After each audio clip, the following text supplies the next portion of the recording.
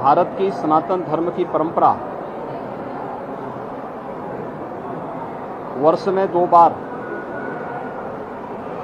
वासंतिक नवरात्रि और शारदीय नवरात्रि के आयोजन को शक्ति की अधिष्ठात्री देवी के पूजन और अनुष्ठान के रूप में आयोजित करती आ रही है। हजारों वर्षों की इस विरासत पर हर भारतीय को गौरव की अनुभूति होती है।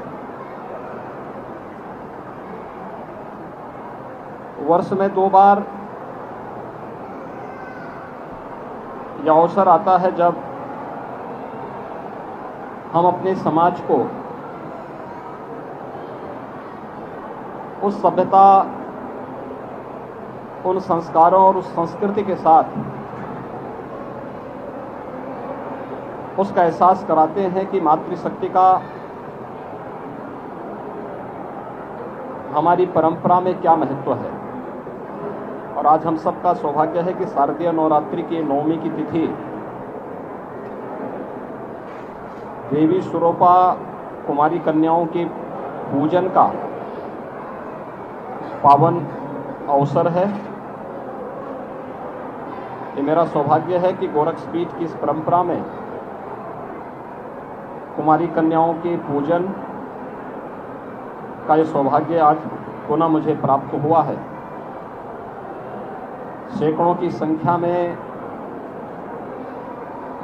देवी स्वरूपा बालिकाएं यहाँ पर उपस्थित हुई हैं।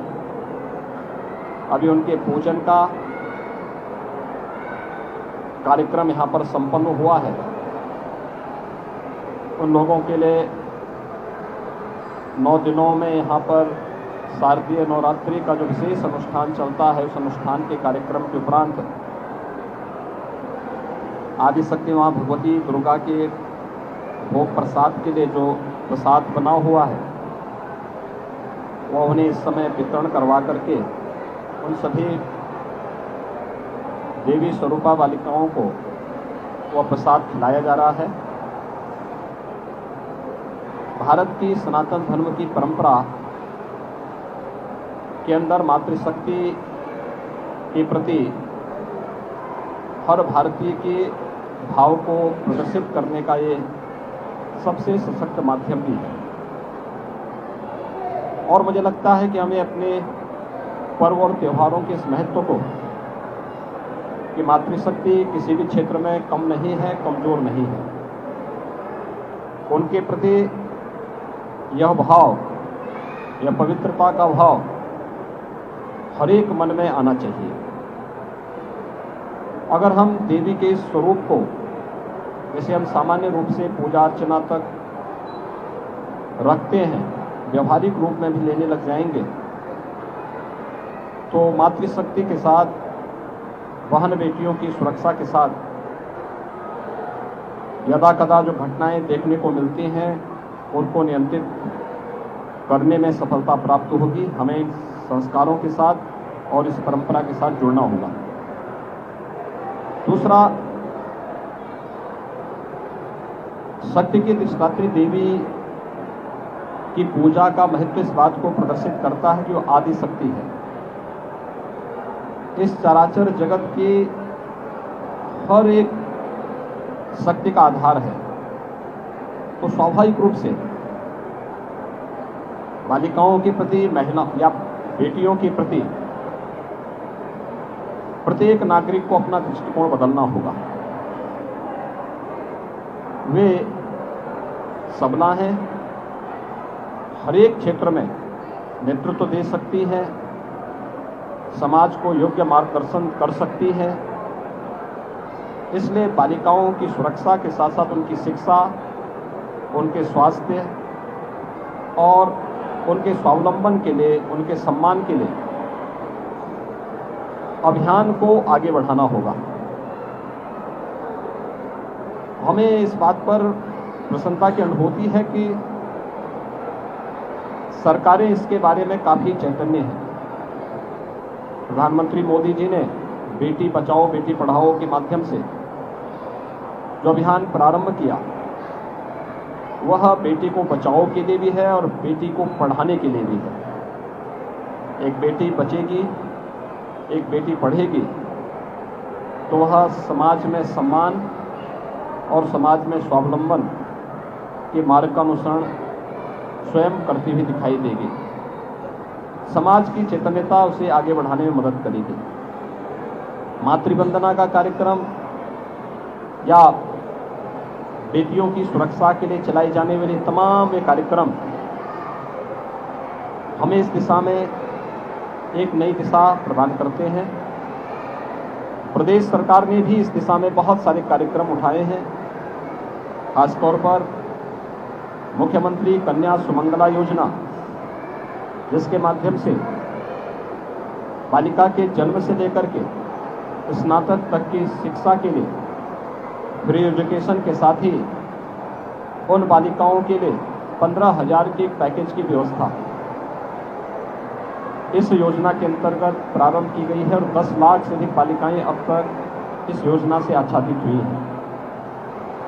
इसी प्रकार से प्रदेश के अंदर सामूहिक विवाह की योजना के माध्यम से भी उन गरीब कन्याओं की शादी के लिए जिनके अभिभावक इस योग्य नहीं है कि वे अपनी बालिकाओं की शादी करवा सकें, इस दिशा में भी एक प्रयास हुआ है, जिसमें अब तक लगभग 2.25 लाख बालिकाओं की शादी ब्याह के कार्यक्रम सफलतापूर्वक आयोजित हुए हैं। मिशन शक्ति का कार्यक्रम उत्तर प्रदेश के अंदर इसी अभियान का हिस्सा है। यह मातृशक्ति की सुरक्षा, उनके स्वावलंबन और उनके सम्मान से जुड़ा हुआ एक ऐसा अभियान है जो हर उत्तर प्रदेश वासी को जागरूक करने और इस पवित्र अभियान के साथ जोड़ने के लिए भी प्रेरित करता है। आज महानवमी का यह पर्व 9 दिनों तक आदिशक्ति मां भगवती दुर्गा की पूजा के उपरांत देवी स्वरूपा उन बालिकाओं के उनके पूजन का, उनके अनुष्ठान का और 8 दिनों तक मां भगवती दुर्गा को जो भी भोग प्रसाद लगा था वही पकवान आज उन बालिकाओं को यहाँ पर प्रसाद के रूप में ग्रहण करवाया जा रहा है। 9 दिनों तक नवरात्रि के इस कार्यक्रम के उपरांत कल विजयादशमी का पर्व है। सत्य, न्याय और धर्म के पथ का अनुसरण करते हुए बड़ी से बड़ी ताकतों को कैसे परास्त किया जा सकता है, विजयादशमी का यह पर्व हम सबको सत्य के मार्ग का अनुसरण करने, धर्म के पथ पर सदैव निरंतर आगे बढ़ने की प्रेरणा प्रदान कर रहा है। सत्य और न्याय जहाँ होगा, धर्म जहाँ होगा, वहाँ विजय अवश्य होगी।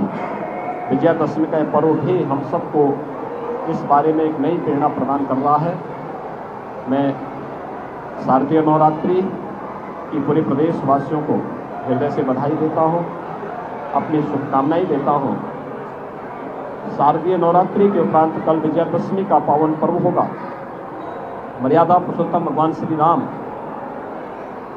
का रावण पर विजय, अधर्म, अत्याचार और अन्याय के प्रतीक रावण पर विजय के प्रतीक स्वरूप सभी सनातन धर्मावलंबी इस आयोजन को हर्षोल्लास के साथ मनाता है। और कल विजयादशमी के इस पावन पर्व पर भी मर्यादा पुरुषोत्तम भगवान श्री राम के विजय की इस पावन पर्व को पूरे भारतवासी उसी श्रद्धा और सम्मान के साथ आयोजित करेंगे। मैं इस अवसर पर विजयादशमी की भी हृदय से मंगलमय कामनाएं सभी प्रदेशवासियों के प्रति करता हूँ। मुझे विश्वास है कि शारदीय नवरात्रि और विजयादशमी का ये पर्व पूरे प्रदेशवासियों को सत्य, न्याय और धर्म के पथ पर चलने की प्रेरणा प्रदान करेगा। धर्म का वह पथ जो हमें हमारे कर्तव्यों के प्रति निरंतर प्रेरित करता है, प्रोत्साहित करता है, उस पथ का अनुसरण हर प्रदेशवासी करेगा। इस विश्वास के साथ पूरे प्रदेशवासियों के प्रति शारदीय नवरात्रि और विजयादशमी की हार्दिक बधाई और शुभकामनाएं।